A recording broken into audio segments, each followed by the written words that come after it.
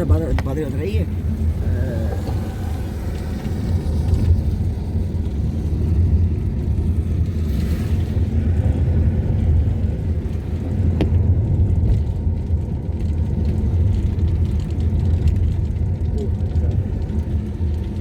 नमस्कार व्यूअर्स, और आप सब लोग कैसे हैं। आशा करती हूँ आप सब लोग अच्छे होंगे, स्वस्थ होंगे और मेरा रामचरितमानस का पाठ अवश्य देखते होंगे। तो सबसे पहले हम जान लेते हैं कि कल तक हमने कहाँ तक पढ़ा था।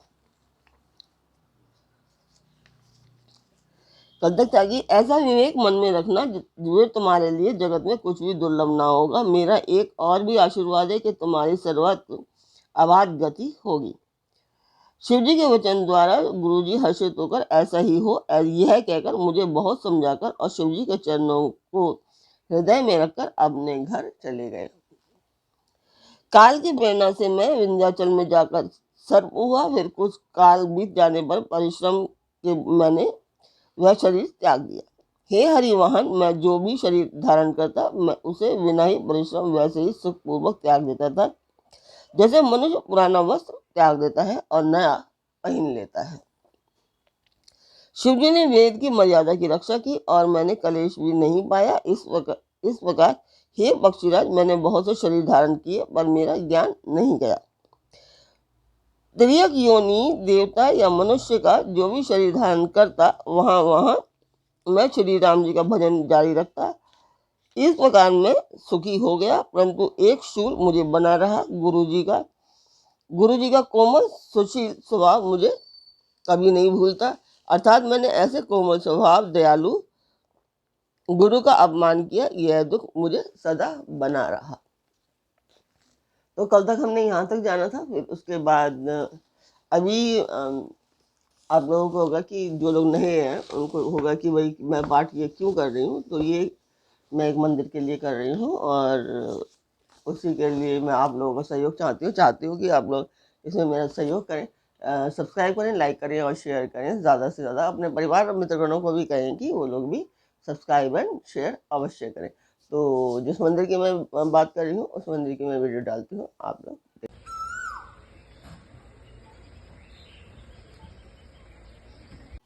अब हम शुरू करते हैं आज का पाठ। तो स्वागत करती हूँ मैं आप सभी का अपने इस कार्यक्रम रामचरितमानस के उत्तराखंड पाठ में। चरम दे दुज के में पाई, सुर दुर्लभ पुराण श्रुति गाई। खेलऊ तहु बालक ने मीला, करऊ सकल रघुनाथ लीला। मैंने अंतिम शरीर ब्राह्मण का पाया, जिसे पुराण और वेद देवताओं को भी दुर्लभ बताते हैं। मैं वहाँ ब्राह्मण शरीर में भी बालकों में मिलकर खेलता तो श्री रघुनाथ जी की ही सब लीलाएं किया करता था। प्रौढ़ भय मोहि पिता पढ़ावा, समझऊ सुनऊ गुनऊ नहीं भावा। मन ते सकल वासना भागी, केवल राम चरण लय लागी। सयाना होने पर पिताजी मुझे पढ़ाने लगे। मैं समझता, सुनता और विचारता, पर मुझे पढ़ना अच्छा नहीं लगता था। मेरे मन से सारी वासनाएं भाग गई, केवल श्री राम जी के चरणों में लग गई। कहु खगेश अस कवन अभागी, खरि सेव सुर धेनु त्यागी। प्रेम मगन मोहि कछु न सुहाई, हारेउ पिता पढ़ाई। हे गरुड़ जी, कहिए ऐसा कौन अभागा होगा जो कामधेनु को छोड़कर गधे की सेवा करेगा। प्रेम में मगन रहने के कारण मुझे कुछ भी नहीं सुहाता। पिताजी पढ़ा कर हार गए। भय काल बस जब पितु पाता, मैं बन गयऊ भजन राता। जहाँ जहाँ विपिन मुनीश्वर पावऊ, आश्रम जाई जाई सिरु नावऊ। जब मिता पिता कालवश हो गए तब मैं भक्तों की रक्षा करने वाले श्री राम जी का भजन करने के लिए वन में चला गया। वन में जहाँ तहाँ मुनीश्वरों के आश्रम पाता वहां वहां जाकर उन्हें सिर नवाता था। बूझऊ तिन्हि राम गुण गाहा, कहि सुनऊ हर्षित खगनाहा। सुनत फिरऊ हरि गुण अनुवादा, अव्याहत गति शंभु प्रसादा। हे गरुड़ जी, उनसे मैं श्री राम जी के गुणों की कथाएं पूछता, वे कहते और मैं हर्षित होकर सुनता। इस प्रकार में सर्वसदा श्री हरि के गुणवाद सुनता फिरता शिव जी की कृपा से मेरी सर्वत्र अबाधी गति थी, अर्थात मैं जहाँ चाहता वहीं जा सकता था। छोटी त्रिविधि ईश ना गाड़ी, एक लालसा और अति बाड़ी। राम चरण बारिज जब देखो, तब निज जन्म सफल करि लेखो।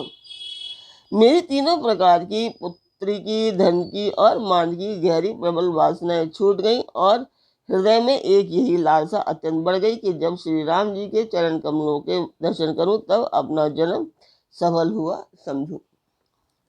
जेहि पूछऊ सोई मुनि अस कयहि, ईश्वर सर्वभूत में अयहि। निर्गुण मत नहीं मोहि सुहाई, सगुन ब्रह्म रति उर अधिकाई। जिनसे मैं पूछा यही मुनि ऐसा कहते कि ईश्वर सर्वभूत में है, यह निर्गुण मत मुझे नहीं सुहाता था। हृदय में सगुन ब्रह्म पर प्रीति बढ़ रही थी। गुरु के वचन सुरती करी, रामचरण मनुलाग। रघुपति जस गावत फिरहूं, छन छन नव अनुराग।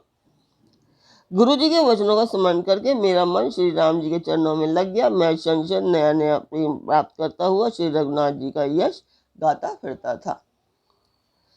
मेरो शिखर बट छाया मुनि, लोमस आसीन। देखी चरण निरुनायहु, वचन कहहु अति दीन।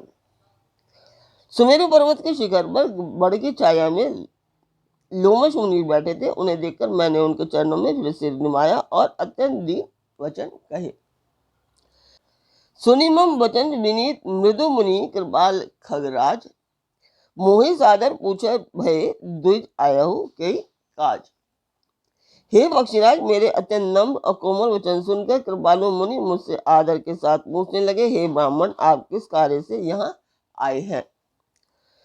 तब मैं कहा, कृपा निधि तुम सर्वज्ञ सुजान, सगुन ब्रह्म अवराधन मोहि कहु भगवान।